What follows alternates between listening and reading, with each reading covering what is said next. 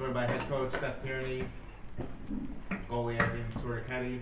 I'm sorry, midfielder Andrew Soricchetti and goalie Andrew Vosden. Coach, an opening statement about today's game. Yeah, I'm certainly proud of the way we played today. It's been hard. It's been rough. It's been trying. It's you gotta continually stay with it with certainly with young guys, and to see Tyler Begley 3-1. He was gearing up to play Connect 365 days ago, and he just played in his first CAA game, and it's just great to see some of these guys step up. Adrian stepping up. It was really good to see Steven Sterling smile for the first time in 4 years. It felt like, but he just did those guys just did a great job. The game meant a lot to us. We've gotten some people that are very close to our program are fighting some illness and disease, and it hit us pretty hard. And I think that these guys played with a little extra. Obviously, we're thankful to Warrior for the uniforms. I think that somebody was bidding on screaming helmet prices at me while I was walking off the field today.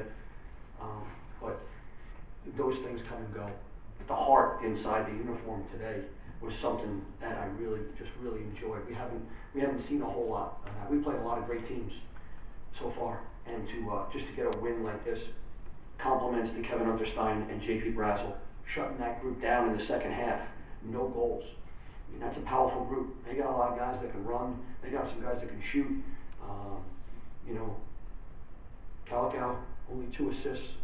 Mark Mullen, that's one heck of a job. So I'm awfully proud of these guys, and we'll let them enjoy it for a little while. We've got to gear back up on Tuesday for a big doubleheader here at Schuler. Questions? Coach, the second half shutout was great, but toward the end of the second period, you guys killed a lot of penalties. I mean, how important is that? Yeah, I mean, I think the refs know that a Hofstra Delaware game, sometimes the ball is irrelevant for a little bit. I mean, you just play without it. It doesn't make a difference. And I think that they had a pretty sharp whistle today.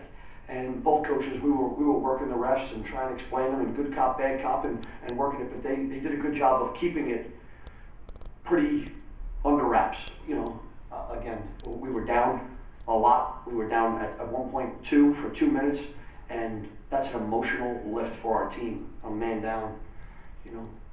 Again, Coach Brazel having a little bit of the inside scoop of their program, and Coach Unterstein just breaking down a ton of film and going over all of their man-up looks.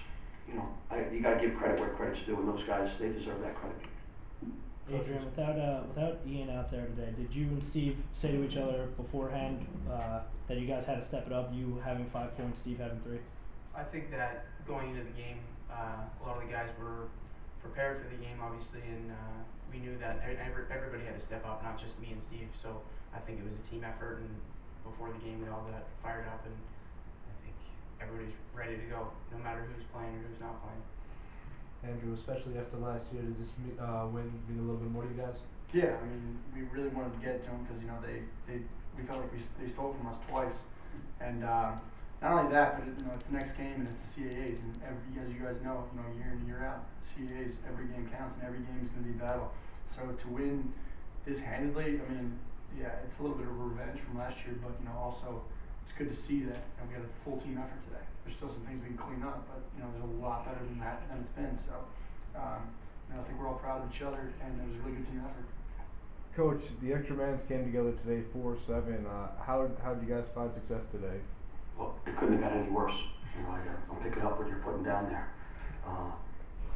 The guys did a good job. In the fourth quarter, I think we tried to hold on to it a little bit, and we probably had 3 or 4 man-ups towards the end of games, and that we held. So our man-up percentage before today was really bad, and I'm not used to having that. But I think we put in a little different look for Adrian to hit Lance on the backside, and we got a little bit of a layup look back there. That was a big uplifting thing for us to have those guys run what we were asking them to run, and I think Begley picked up a rebound and threw one in as well.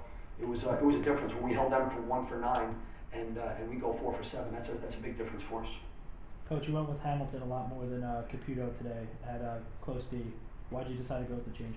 Yeah, I mean, Michael just deserves more time. Nothing really bad to say about Corey.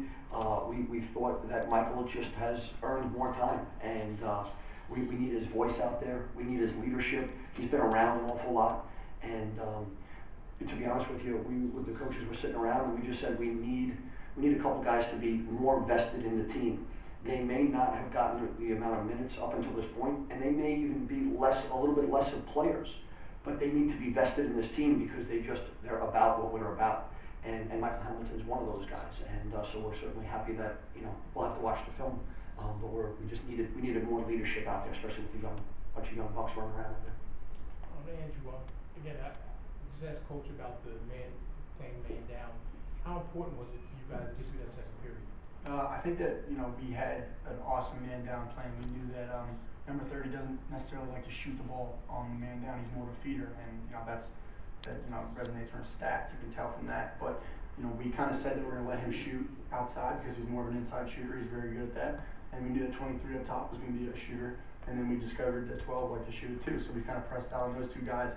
And there was a point where we were down 2 men. Where we just killed the clock and killed it. And if you can do that, you get through those moments. That's when you get momentum, and that's when you really get the team going. Unfortunately, they did get one by. I thought I should have had it, but to be 1 for 9, that really speaks a lot of our some of those guys that don't necessarily play the whole game. We got Hogan in there, we got Sapone in there, we got these guys that not necessarily are starters on a 6-on-6 role, but come in and do their role in the man down. And I can't say enough about their play. I mean, it speaks for themselves, but they don't get enough credit where credit's deserved, and I'm really proud of those guys. Now, with the way this rivalry is, did you expect the game to go on these lines? Honestly, I thought it was going to be a little bit closer, but I think that we finally played a really solid half of defense. I knew that in the beginning we let up a couple in-close shots, and I like to see outside shots, as any goalie would. And I think we did a better job of with our slide packages in the second half and really making sure that we limited the inside shots and limited number 30 feeding. So it's kind of a shock to me that we won by this much, but at the same time, it's not, because when everything comes together, this is how we're going to play. Coach, how big was it to get the CAA off to a good start, especially with Drexel next week? It's huge. It's huge. Every CAA team right now, every team, maybe with the exception of UMass, because their record is so strong, is fighting for these CAA games. The first fight is to get into the CAA tournament, and we got a long way to go. This was one game, so we don't want to. We're not handing out party hats yet. We know we've got to get back to work and get after it, because it's going to be a long season, and we know what the CAA is about. To be 1-0 in the CAA, and we got to get back at it.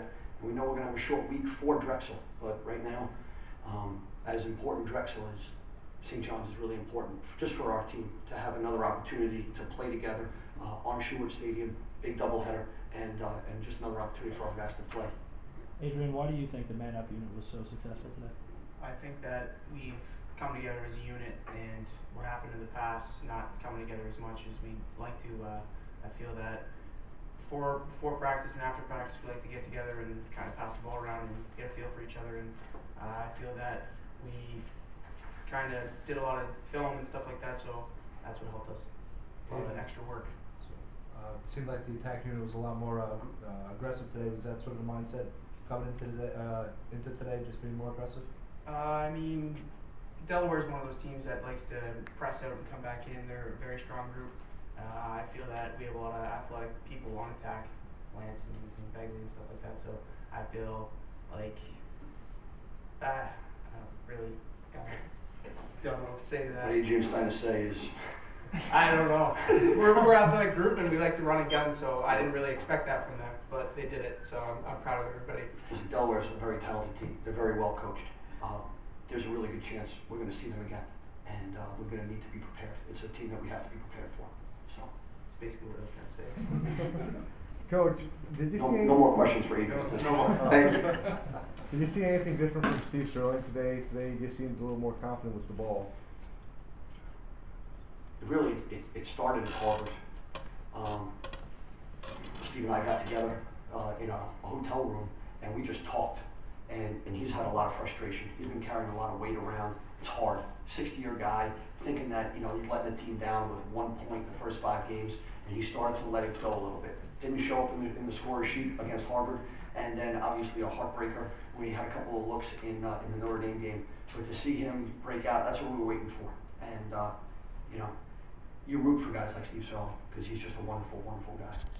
For either of the players, what did you guys think about the uniforms today? Oh, we love them. You know, anything we can get to, get the guys motivated helps. And I'd like to thank Mark Millen for really taking time to donate these uniforms and really spark us a little bit. I think we kind of had a little bit of a hint that we were getting them, but we weren't sure when we walked in and saw white uniforms in there. So the place lit up once we walked back in the locker room and saw the jerseys. And we can't thank Warrior enough for helping us out on that, and really putting some money forward for us and helping us. Added to the excitement, added to the fire. We said no more questions. Speed now. Did that lead to the River game? Yeah, a little bit. I was premeditated, I think, a little bit. I'm usually an on-the-spot guy, but that was a little celebration for St. Patrick's Day and Mark Millen uniforms. Coach, is it tough to prepare for St. John's when you have such a quick turnaround? Do you start looking at film and show the guys film tomorrow, or what do you do? St. Patty's Day during the day. It'll be St. John's Day tonight, and we'll start watching film tonight. And they had a game today, so it's even. Certainly, we're thrilled to be home.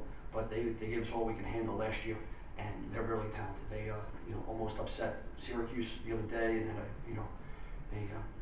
pretty big win over Stony Brook. We know what kind of talent they have. They've done a really good job, Jason Miller. So we got to get to work. We'll have a little bit of corned beef, and then we'll get back to the film room. Thank you, guys. Yeah, thanks.